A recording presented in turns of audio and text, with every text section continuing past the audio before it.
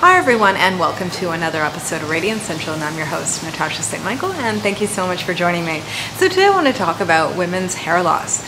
I want to talk about specifically for women that are either seeing that more hair is falling out than usual, either chunks of it or clumps of it is falling out, or they're seeing that their hair is thinning out, that there's big changes going on within their hair, and what can they do to go about resolving this situation. I get women here and there that come to me for coaching with this issue, and it's a terrible issue because it not only does it become quite concerning to see your hair falling out and to see it all over your home or all over your clothing and looking in the mirror and seeing your appearance change, but it also affects people's self-esteem a lot and someone's daily life and their self-consciousness and all of that, and it can be very, very uncomfortable. And unfortunately, when it comes down to women's hair loss, it's a totally different ballgame than the men's hair loss. The men's hair loss, there's more information out there, there's more help, there's more programs, there's more resources, there's more stuff out there on that. But when it comes down to women's hair loss, there's not that much that talks about it and helps give people direction as to what to do and how to go about resolving the situation. So the thing with the women's hair loss is that sometimes it's one thing that's causing it, or it might be a combination of things. And with hair loss, everyone loses hair every single day. Every day you're losing about 100 hairs a day, okay? And sometimes during the changes of seasons, let's say the change from summer to fall or winter to spring or spring to summer, these times of the year, sometimes some people lose more hair than normal. So I would say if you notice that your hair is suddenly falling out and it's been like a few weeks or over a month, then that is something to be concerned about. But if it's just a few days and it's a change of season, it might have to do with that. It might have to do more with the temperature and the climate change and all of that, as opposed to there being a medical issue. So it's something that it's not to get alarmed with, you know, that you look at your brush and suddenly there's a bunch of hair that's more so than normal. But it's something to keep an eye out to see, is this something that's ongoing? Are you starting to see more and more changes and differences? And is this becoming a problem? Now, if it's a problem, the first thing I would suggest is going to see a doctor about it, because it's important to get blood work, it's important to get tests done to make sure that you're not having any kind of issue like a deficiency. Sometimes people have an iron deficiency and that's why they're losing hair, or sometimes it's a vitamin D deficiency, or sometimes it's a hormone imbalance or deficiency, or it could also be a thyroid function issue. You know, either someone's thyroid is overactive or underactive, and that's what's causing the hair loss, or it could be polycystic ovarian syndrome.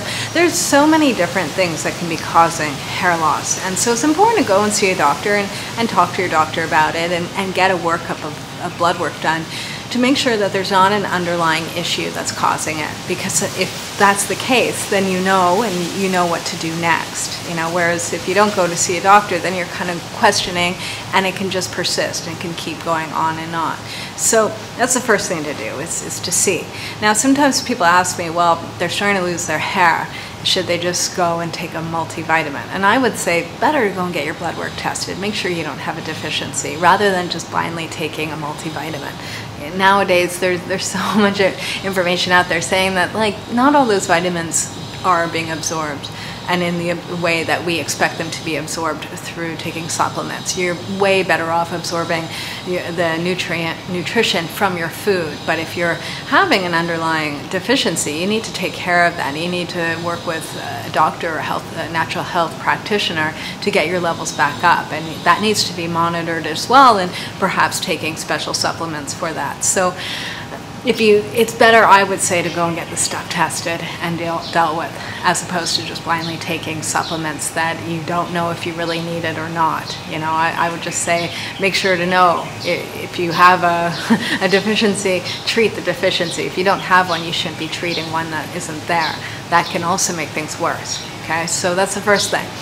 Next thing is to work on your diet. The better quality the food you're eating, the better quality your hair, your skin, your nails, all that's going to be. The better quality health you're going to have. Your body is going to function much better if you're eating good quality food. And so this is something that if suddenly your hair is all over the place and it's falling out and it's thinning out and your diet is not so great, I would really work on that. That should be the second thing. First, go to the doctor, get the blood test done, then start working on your diet. And the main thing is you want to be taking out any kind of artificial ingredient. That's the first thing to get out of your diet. So make sure to take out any kind of artificial sweeteners and any kind of chemicals or preservatives and foods that contain this stuff, you know. So get off of the soda, get off of any kind of artificial sweeteners, get off of any kind of processed food, any food that's made in a factory, and start eating real whole foods. Okay, as much nutritious foods as possible. And mainly what you want to be focusing on is eating foods that are nutrient dense. And I would say foods that are the most nutrient dense are the ones that contain a great array of vitamins and minerals, that have high quality proteins and high quality fats as well, because that's what you need for your body's health, and that's what you definitely need for your hair health as well. And so foods that would contain these things would be eating a lot of vegetables, eating a lot of green leafy vegetables like salad greens and spinach and loose greens and microgreens. Any of that kind of stuff is good. Then also having beans and legumes, which have a good array of minerals plus good protein in them as well. And then also too having omega-3s, so having things like eggs, or having fatty fish like salmon or sardines, or having meats, things like that, or chia seeds if you're a vegetarian, or hemp seeds. Things like that too can definitely make a difference. And then avocado, coconut, other things that have good fats. And if you're a vegan or vegetarian, you might even want to think about looking into what are the vegetarian sources of protein, you know, and upping that, because that can help with your hair. All right, so that's with the nutrition, that's it. And one thing that I would suggest to anyone that's losing their hair is to be having, I would say, maybe 2 cups of green juice every day. So make a freshly pressed green juice out of green leafy vegetables and other vegetables, and perhaps a little bit of fruit in there, like a little bit of apple, just to make it taste good, okay? And have 2 cups a day minimum, so that's about 500 milliliters a day. I'd also suggest too, if you like seaweeds are also full of minerals too, and that can help as well. So if you like nori or dulse or kelp, things like that, add that into your salads, or make homemade sushi, things like that, because that too can make a difference. All right, so that's with the nutrition. Now, hair care is very important. This is something that I find sometimes overlooked. It's kind of like people's hair's falling out, and they're focused in on their diet and their body and what's going on that way, but they're not thinking about what their routines are like, and what they're doing to their hair every day, and how they can have better quality hair, and how to take care of their scalp. Pretty much the main thing is that your scalp is really important. It's like it sort of determines what the quality of your hair is going to be like. If your scalp is not in good shape, if it's not healthy, if it's full of dead skin and dandruff and fungus and having a lot of issues, then the new hair is not going to be able to come through. Okay, so the main thing is you want to have a healthy scalp. How you have a healthy scalp is making sure you have good blood circulation going through. So it's important to brush your hair. A lot of times with women, when their hair is falling out, they're almost scared to brush their hair. Okay, I hear this over and over again. It's like, they're like, I don't want to brush my hair. Enough is falling out. And I get it. You know, one thing I want to mention too is I had a baby, right, a year ago. And a few months after giving birth to my daughter, my hair was falling out. I would say 1/3 of my hair has fallen out. If you look back at old videos of me, my hair's totally changed. it's like totally changed. The texture of it, the amount of hair I have, everything. And actually, I have to say my hair quality is much better now than it was before I had the baby. So that's a good thing. But I lost a lot of hair right after the birth. And that stopped, you know, it went on for, I would say, maybe about 2 months, and it was to be expected. I wasn't at all scared or nervous that all my hair was going to fall out, but, you know, it was everywhere, and it was a little bit on the annoying side. And so I learned a lot about how to take care of my hair. And the thing is that you really want to take care of your scalp, and that means brushing your hair and getting that dead stuff out. I found that that's one thing that helped me, was that since I was shedding all this hair after giving birth, it was a matter of getting rid of it. The sooner it came out, the better, so that new hair can grow back in. And so it's not about pulling this stuff out, but it's just about brushing your hair regularly, brushing your hair once or twice a day. If, let's say you have thick hair, like me, I have thick hair. In the past, I'd only brush my hair maybe twice a week, only when I was washing my hair. And I never brushed it any other time. And so what I found though with that is that a lot of times the dead hair would be trapped in my hair, because it's not being brushed out, and so it wouldn't be released. It would just be sort of trapped or just stuck. So it's better to get rid of that stuff, and brushing your hair will help. It'll also help your blood circulation. Plus, brushing your hair brings down the oils, and the oils that sit at the top of your hair on your scalp. You want to bring that down to the bottom of your hair, or the midsection of your hair, because that's where your hair really needs that. And so by brushing your hair, you bring down the oils as well. You're bringing blood flow, you're bringing airflow as well, and you're taking off the dead skin. And that's the biggest issue, is that if there's a buildup of dead skin, then the hair shaft is being blocked, and therefore the new hair it's kind of getting weakened by that. And so you want everything to be open so that things can grow out and grow well. And it's kind of like you exfoliate your skin to get rid of the dead skin cells. Well, it's the same thing with brushing your hair. You're exfoliating your scalp, and then you're going to have a healthy scalp. So it's focusing, how can I have a healthy scalp? Another thing is not to be pulling your hair back. And this is another issue that for a lot of women that their hair is falling out, they always want to pull their hair back. They want to put it in a ponytail or a bun all the time, or they are always wearing a hat. They're always having something that's kind of pulling the hair. And you actually want to have your hair down so that there's no tension, there's no pulling on the scalp, there's no tension on the hair, there's no weakening of the hair, because the hair is going to break if you're always sort of pulling it back in one area, and that area that you have an elastic band or a barrette holding it, it's weakening the hair, and then your hair will end up breaking, and then it just causes more issues. Okay, so if you can, don't wear an elastic, don't wear barrettes in your hair, don't wear anything in your hair, and instead get regular haircuts. The haircut's not going to make a difference whether you're going to be losing hair or not, but it's going to make the appearance of your hair look better. It's also going to boost your self-esteem, and it's going to help you be able to wear your hair better as it's changing. A hairstylist, they're used to dealing with these kind of things, so they can actually help to make your hair appear much better than what you thought it could.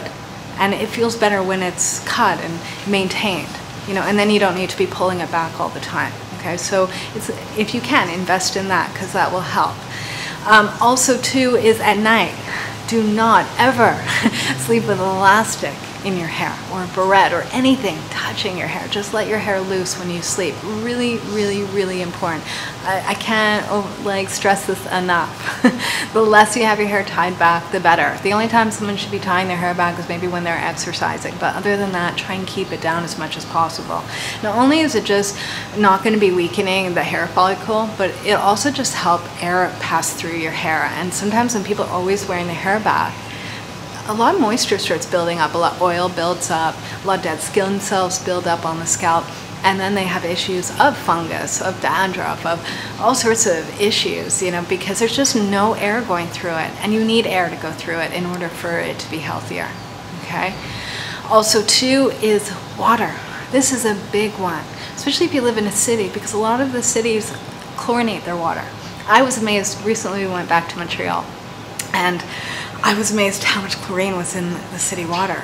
Being away for 3 years, I thought someone didn't rinse out the shower and left bleach in it. I mean, it just smelled so bad, the water.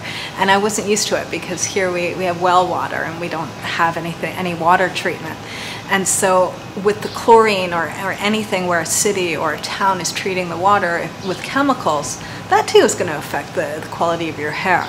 So if you can, go to a hardware store and just get a basic water filter for your shower head, okay, so that you're not bathing in chlorine and other chemicals every day, because that too is going to make your hair weak. It's going to make it brittle, it's going to dry it out, it's going to make it break, and that could be very well a big reason behind why your hair is falling out or breaking all the time or thinning out. It's just constant exposure to chemicals, okay?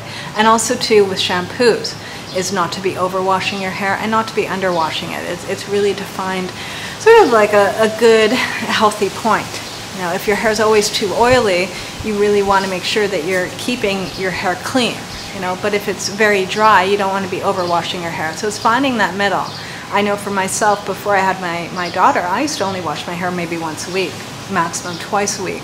But then when my hair kind of fell out and changed in texture, I have to wash my hair now, I would say every other day. You know, I'm breastfeeding, so my hormones are all over the place, and it's affecting my hair in a different way. So it's about being flexible and moving with sort of the changes of your hair and trying different things out. And the main thing is that you don't want to be using shampoos that are drying your hair out. You really want to use gentle shampoos that are not abrasive, that are not full of detergent, that when you after you shampoo your hair, it doesn't feel dry and brittle and like it's going to break apart. You really want to be using something that is just very, very gentle.